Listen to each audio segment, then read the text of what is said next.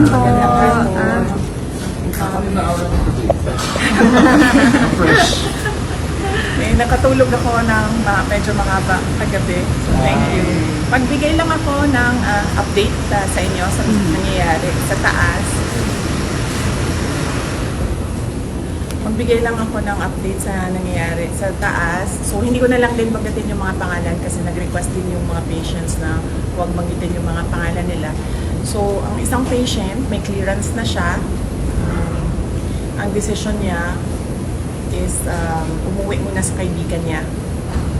Natatakot siya umuwi sa sarili niyang bahay. So, ang decision niya, pag-discharge niya dito, ay pupunta siya sa kaibigan niya. Doon muna siya titira.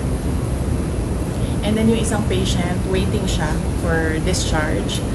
At ang sabi sa kanya ng private doctors niya ay lumipat siya ng hospital. So, yun yung gagawin para sa kanya. Dahil po, bakit ito lumilipas? Well, hindi niya nasabi sa akin. Ang nasabi lang niya sa akin ay yun yung gusto ng private doctors niya na lumipat siya ng another hospital. So, yun din yung gagawin niya kasi right now, yun lang din yung pinagkakatiwalaan niya, yung mga doktor. Tonight po siya lilipat. Nag-aantay siya ng kanyang discharge and clearance. Yung contempt order kay Atty. Zaray Canores, dapat kung matatapos yung delay, ano pong balikan? Na-extend po ba or hindi na nag-lapse na? Malamang siguro wala na yon kasi nag-aantay na lang yung lawyer dito sa taas ng clearance from all the offices concerned. So, likely baka considered as nag-lapse na yon. But ang gusto lang talaga ng lawyer is merong document na nagsasabi na cleared na siya. Ma'am, if we may get your reaction sa nabanggit po ni President Marcos. Ang sinabi niya, ma'am, kinonfirm niya po yung pumalat na text message na nakalagay na in the larger scheme of things, Sara is an unimportant, so please do not file impeachment complaints. What are your thoughts, ma'am? Pinigil or he stopped in a way? Hindi naman ako mag-comment sa mga remarks ni President Marcos. But sorry, may nakalimutan ako na update sa taas. Gustong ipaabot nung dalawang patients ang pagpapasalamat niya sa inyo, sa media, kasi binantayan niyo daw sila at hindi niyo sila iniwanan. And gusto din nila magpasalamat sa mga doctors and lahat ng healthcare professionals na tumulong sa kanila. And of course, sa mga lawyers din na nag-assist sa kanila all throughout the crisis. So, isa din yun sa mga message nila galing sa taas. Salamat daw sa inyong lahat. At dahil daw may clearance na, pwede na rin daw, cleared na rin daw kayo from them na umalis or iwanan sila dito. Isa sa kanila lalabas sa complaint. Sure. Ang isa, nakaalis na. Oo, nakaalis na yung isa. Ang isa na lang yung nag-aantay ng clearance. Possible din po lumabas today. Possible din po ma-discharge. Well, hopeful sila na merong ganon na mangyayari today. Pero I think meron ng assurance ang lawyers na mangyayari yon ang kanyang clearance and discharge today.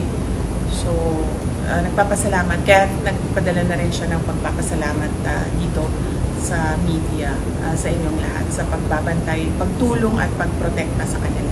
Sorry, NBI investigation, December 11. Pupunta po kayo.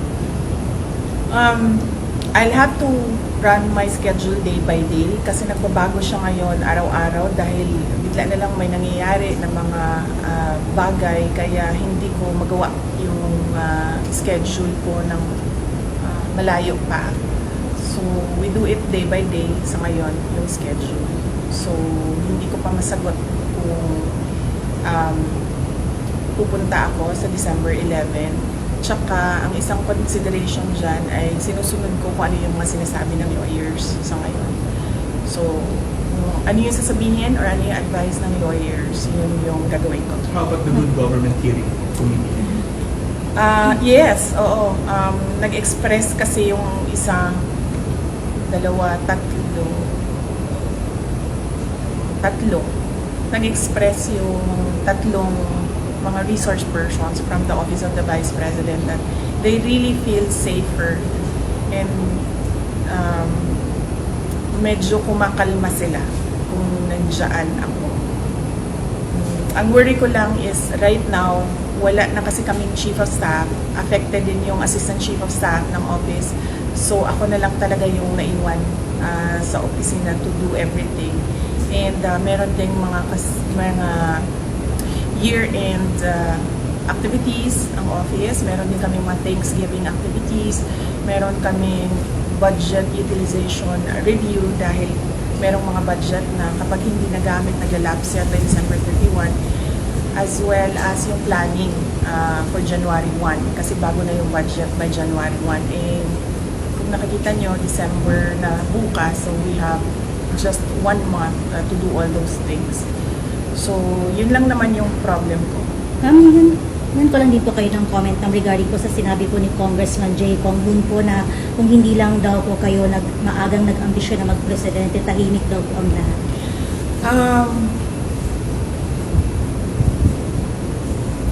Unang-una, the presidency of 2022 was mine already. Nanalo na ako sa surveys, lahat ng tao solid na, united na for my candidacy. Pero I gave it away because I felt I had to do some other things other than being President of the Republic of the Philippines. Pangalawa, hindi ako yung nagsabi sa kanila na magbukas sila ng investigation or inquiry in aid of legislation that is more like a political persecution and harassment of OVP personnel. So, wag nila akong i-gaslight into saying na ako ang dahilan ng kaguluhan na ito. Ang kaguluhan na ito ay nagsimula sa sa terrorism nila, sa harassment nila, sa threats nila, sa mga personnel ng Office of the Vice President. Ma'am, clarification lang po, nag-resign na po ba si Attorney Zulay? And when? Hindi pa siya nag-resign, pero nagsabi siya na mag-i-indefinite leave na siya. So, once ma-cleared siya dito, she will file an indefinite leave from the Office of the Vice President. Ang sabi ng Presidente, never say never kung mag-reconcile kayo ng Anong comment ito? Will not comment on the remarks of President Marcos sa ngayon. Thank you. Message na lang sa mga supporters sa Senza Shrine. Yes, oo.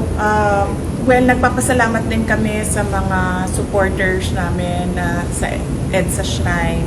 And syempre yung iba pa na kahit hindi namin supporters ay nagpapalabas ng kanilang saloobin sa mga nangyayari ngayon. Dahil nagbabantay din sila sa mga pasyente natin dito sa Veterans Hospital. And nagpapasalamat din kami sa mga tao na nasa labas ng Veterans Hospital na nagbantay din sa mga pasyente. Malaking tulong yon sa akin, yung media, yung mga tao na nagbabantay. Si Senator Bato de la Rosa na hindi talaga niya iniwanan yung mga pasyente. Si Senator Bongo na nag-substitute sa akin dito. Ang laking tulong nun lahat, ninyong lahat sa akin dahil nakakagalaw ako, nagagawa ko pa rin yung mga iba kong kailangan gawin ng mga trabaho. Ma'am, bago lang po ma'am. Ma'am, nag-usap na po ba kayo ni Fair RD lately?